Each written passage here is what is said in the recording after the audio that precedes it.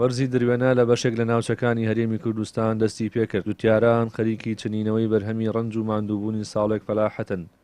گەنمی ئەم ساڵ بەراورد بە ساڵی ڕابردوو کەم بڕشترە.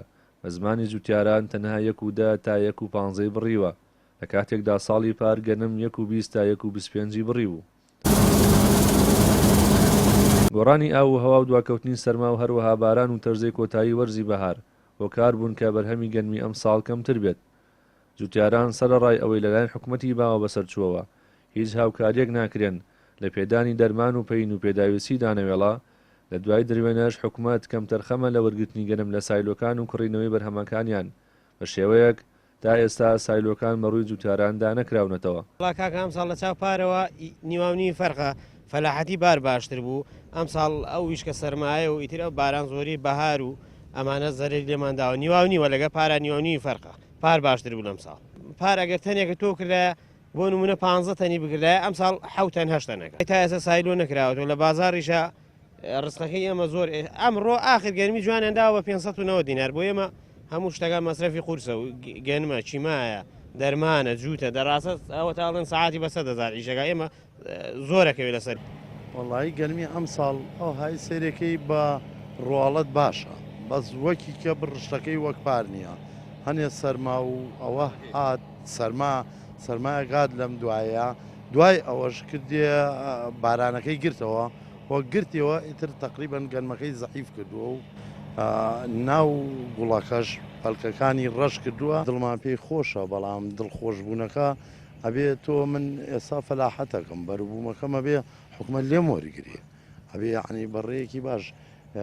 هەتا ئێستا سایلۆکان نەکراوەتەوە دوای ئەوەش سەرەی سایلۆکانیش هەرگرانەکەی لە سەرمان ئێمە وەکو فەلاح ئەبێ جاری وایە سیارەت چەند ڕۆژێک ڕایگری تۆ 50,000 دەی 100,000 دەی بەکرەی لۆرەکە بە شەو وەساوە بێ لەوەی 50-60,000 تەنی ئەدەی کەی گوازیتەوە بۆ سایلۆکان. وەڵی داواکاریمان ئەوەیە سایلۆکان کارمەندی چاکی بۆدان بنرێ سەریع بکرێ ئیشەکان حنیوا بێ فەلاحیش زەرمەند نەبێ.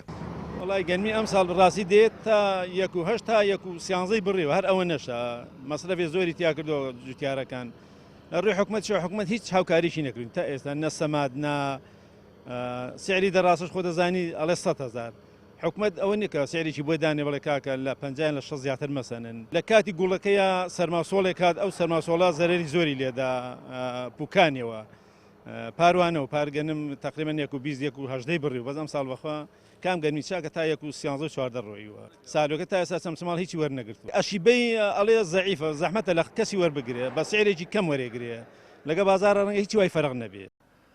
بەڕێوەری سایلۆ چەمسەوە ڕایگەیاند ئامادەکاری تاویان کردووە و چاوەڕێی بڕیاری بەغدان بۆ وەرگرتنی گەنم لە جوتیاران و تا ئێستا نزیکەی 6,700 جوتیار ناویان تۆمار کراوە بۆ وەرگرتنی گەنم لێیان.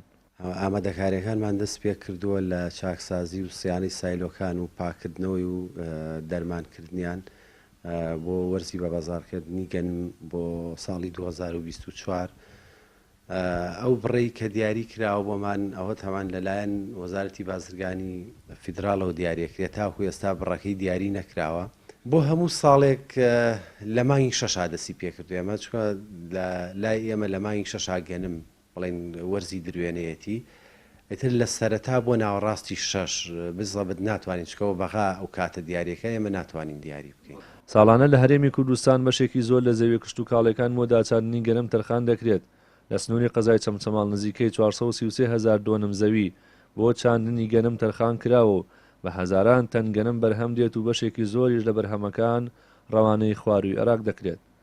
ڕێبین محەممەد کەناڵی ئاسمانی پەیام ناوچەی قەڵاسێوکە ناحیەی ئاغزلەر.